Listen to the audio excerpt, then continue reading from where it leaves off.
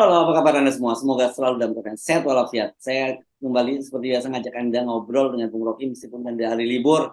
Tapi karena ini menjelang Pilpres, jadi situasinya makin panas dan tetap soal Pilpres dan topik. Bung Rocky, tapi saya jujur, saya speechless ketika baca statement dan kemudian saya penasaran, saya cari videonya.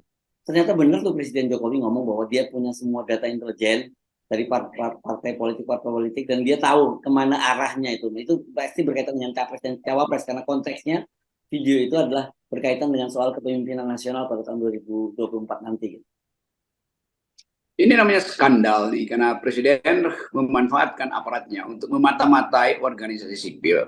Jadi kita anggap bahwa bukan sekedar partai yang diintai oleh Presiden itu, juga LSM, juga masyarakat sipil, juga akademisi segala macam. Kan dasarnya adalah ketidakpercayaan Presiden pada organisasi masyarakat sipil, itu intinya tuh.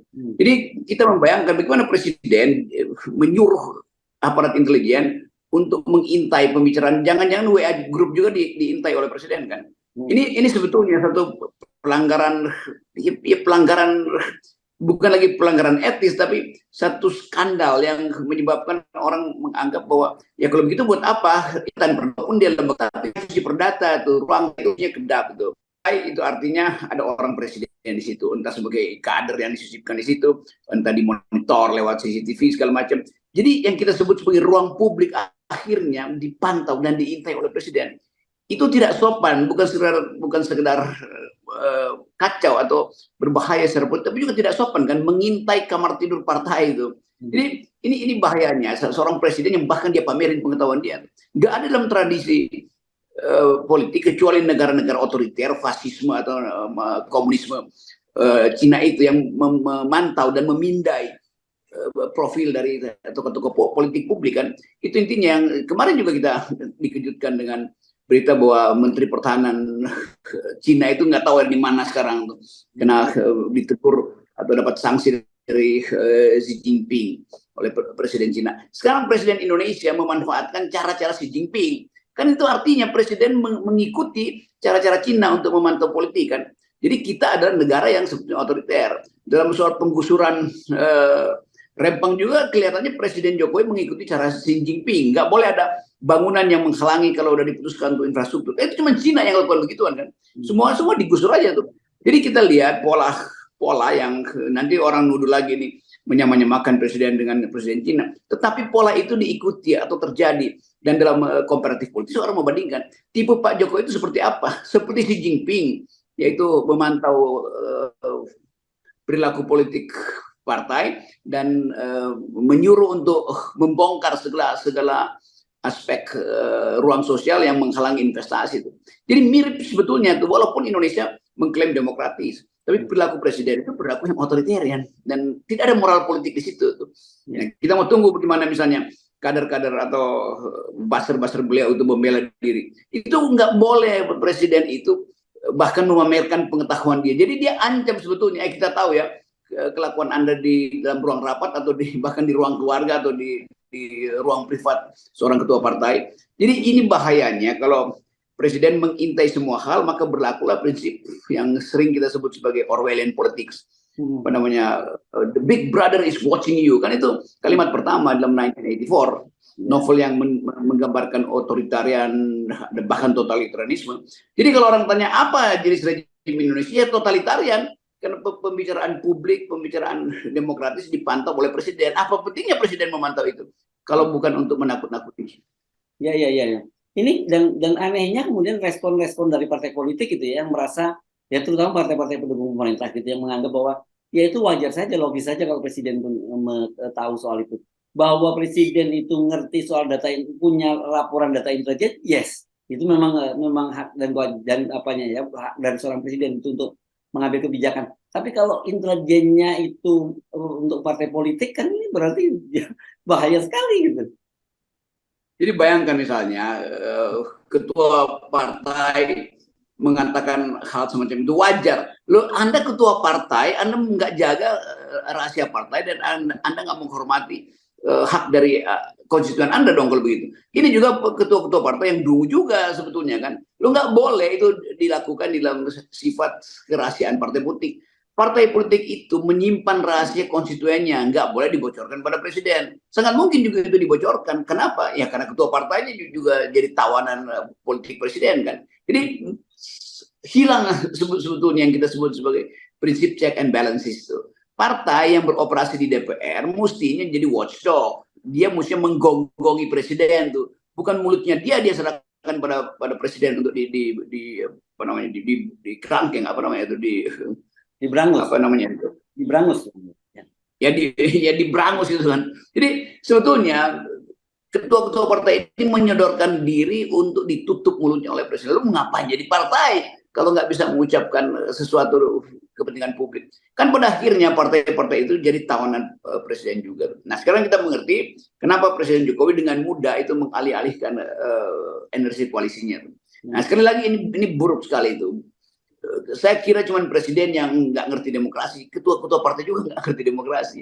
Jadi jalan satu-satunya adalah menganggap bahwa partai-partai ini memang tidak pernah mandiri itu. Konstituen dia itu dijual sebagai info pada presiden. Mestinya konstituen marah. Mengapa data saya, mengapa pembicaraan politik saya itu harus diasuransikan pada intelijen presiden? Kan itu mestinya ada kemarahan publik itu. Ya, ya. Nggak, coba mari kita coba pahami ya. Mengapa kemudian tiba-tiba Presiden menyampaikan hal itu? Yang sebenarnya kita sendiri sudah lama menduga-duga soal itu, tapi kemudian ketika hal ini disampaikan semacam pengakuan kepada publik gitu. Apa kira-kira tujuan dari Presiden melakukan itu? Dia cuma itu pasti untuk mengancam bahwa saya tahu kamar tidur Anda, saya tahu dapurmu, saya tahu berangkasmu. Kan itu yang disebut sebagai pengetahuan presiden tentang partai-partai putih kan. Jadi presiden mengancam kalau dia tidak bisa diatur maka dia akan buka pengetahuan dia yang dia kumpulkan dengan menugaskan intelijen. Kan intelijen tentu sekedar melakukan pemetaan tuh. Tapi kemudian presiden memesan pemetaan itu. Kan nggak boleh presiden memesan intelijen. Intelijen provide data dan usernya ada presiden. Tetapi nggak boleh presiden memperalat intelijen untuk kepentingan politik presiden. Itu kalau di negara beradab udah jatuh presiden itu. Karena intelijen akhirnya disuruh presiden untuk memata-matai rakyat. Kan partai itu adalah organisasi resmi yang mewadahi politik publik dan rakyat sebetulnya terbagi habis dalam partai politik yang sebetulnya nggak boleh, mesti ada bagian masyarakat yang tidak masuk partai politik. Tapi oke lah, kalau masyarakat politik yang terbagi habis dalam partai politik dipantau, diintai oleh presiden, itu artinya presiden masuk dalam mengobok-obok hak privasi publik. Dan itu tidak ada penghormatan kita pada presiden yang kita pilih supaya dia jangan lakukan hal yang ini semacam kemunafikan di dalam demokrasi itu.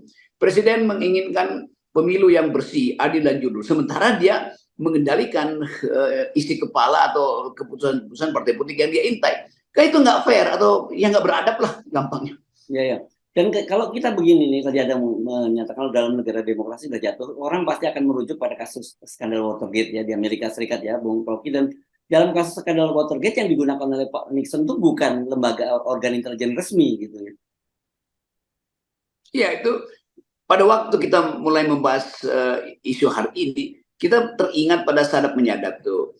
Dan Richard Nixon berupaya untuk mengetahui apa sebetulnya isi pembicaraan di markas Partai Demokrat tuh. Untuk apa? Untuk pemetaan politik karena dia mau run lagi sebagai presiden kan. Tetapi itu kemudian dibocorkan oleh pers karena pers menganggap ini satu kemaksiatan politik. Bagaimana presiden yang lagi berkuasa memantau lawan politiknya dengan memanfaatkan aparat intelijen kan itu intinya tuh. Hal yang sama juga kita bisa tagihkan pada Presiden Jokowi.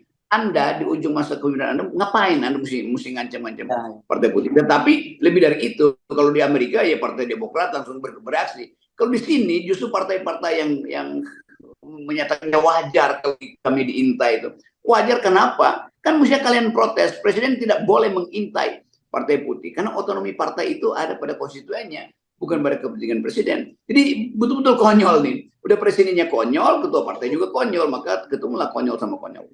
Ya, ya. Dan ini yang membuat kita jadi paham juga mengapa kemudian Presiden Jokowi itu dengan mudahnya yang mengatur-atur partai politik siapa yang berpasangan dengan siapa calon wakil presidennya begitu. Karena ya itu tadi di latar belakang dia punya semua data dan itu kan bisa semacam betul seperti Anda katakan itu ancaman. Oke, kalau nggak nurut, gue punya data semua, mau dibongkar atau tidak kan kira-kira begitu jadinya.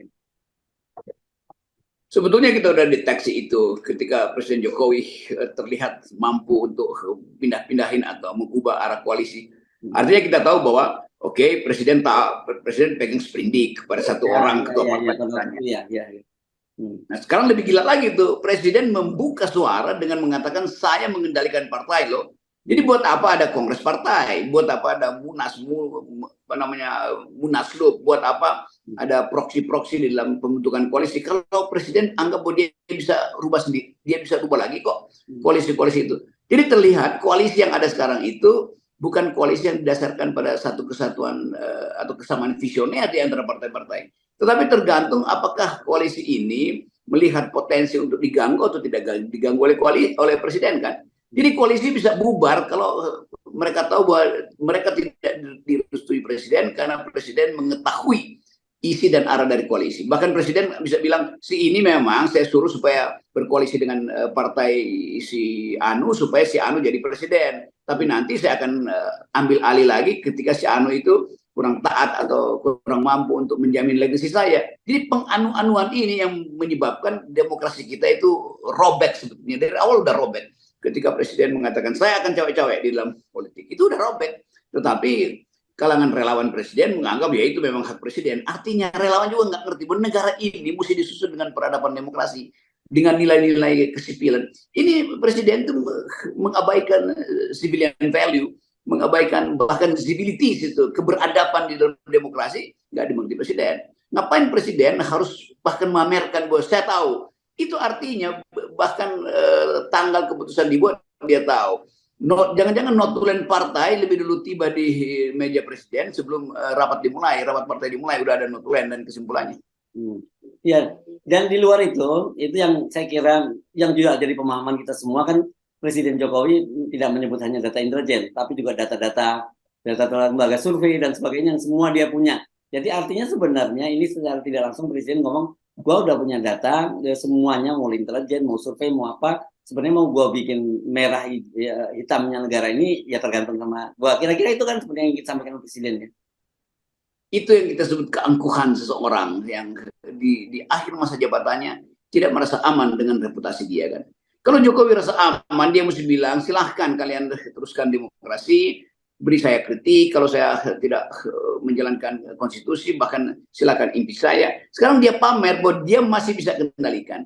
Jadi kalau kita manfaatkan keterangan presiden, kita mau sebutin bahwa hasil pemilu ke depan akan ada di bawah kendali presiden. Kalau presiden dengan peralatan intelijen dan dengan menyewa surveyor menganggap bahwa pemilu ke depan itu belum saatnya untuk diteruskan karena soal anggaran atau soal masalah-masalah sosial lain sehingga dibutuhkan untuk penundaan, maka sudah disiapkan perpu penundaan misalnya itu. Jadi presiden mempersiapkan semua hal untuk mengharamkan demokrasi itu, bukan menghalalkan tapi mengharamkan demokrasi. Karena pemilihan umum yang periodik itu adalah fungsi utama dari proses pergantian kepemimpinan. Sirkulasi elit mesti dilakukan berdasarkan apa yang ditentukan dalam konstitusi. Sekarang presiden mengancam bahwa yang ditentukan konstitusi bisa diobrak-abrik. Karena dia tahu bahwa penentu politik itu ada kesepakatan di antara partai-partai. Jadi dia bisa kendalikan kesepakatan mana yang dianggap boleh, kesepakatan mana yang akan dia obrak-abrik. Ya. Nah, sebenarnya kalau dilihat dari sini ya, kita boleh nyatakan kalau dalam negara demokrasi ini pasti sudah jatuh. Tapi saya kira di Indonesia hal itu tidak akan terjadi, Bung Rocky. Itu dianggap sebagai suatu hal yang wajar, seperti kata para petinggi partai tadi, wajar presiden punya data semacam itu. Itu yang harus kita ingatkan bahwa itu tidak wajar dan itu tidak boleh dilakukan di negara demokrasi seperti Indonesia ini. Nah, itu yang ingin saya terangkan bahwa tidak ada persiapan sebetulnya Presiden Jokowi untuk membawa bangsa ini jadi bangsa demokratis. Dia hanya mempersiapkan dinastinya itu. Dan demi kepentingan dinastinya, dia memantau partai-partai politik. Jadi bahaya sebetulnya. Kita akhirnya tahu watak Presiden Jokowi. Sebagai manusia politik, dia berupaya untuk menghalangi orang itu tumbuh tanpa rasa takut. Jadi politik ke depan itu akan dibayangi oleh rasa takut. Karena presiden sudah akui bahwa dia yang akan kendalikan itu. Dengan menguasai informasi itu artinya dia akan mengendalikan hasil pemilu. Yes, oke. Baik, terima kasih Bung Rocky. Bung Rocky ya. Ini dasar dari etika politik.